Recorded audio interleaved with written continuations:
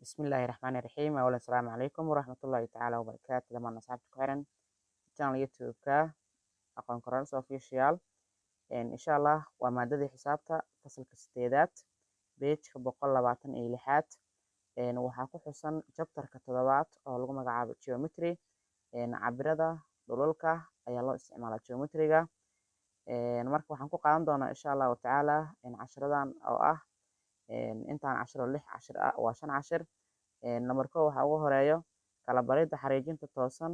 Lambar labo dhismaha xariijinta ku qotonta bar xariijinta dusheeda.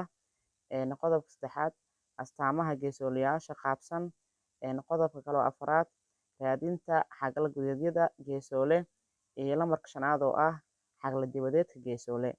Insha Allah shantan cutub ayaan ku qaadan doonaa cashirkoo dhammaystirna cutubkaane waa soo gelin doona insha Allah wax yar kadib haddii la yiraahdo.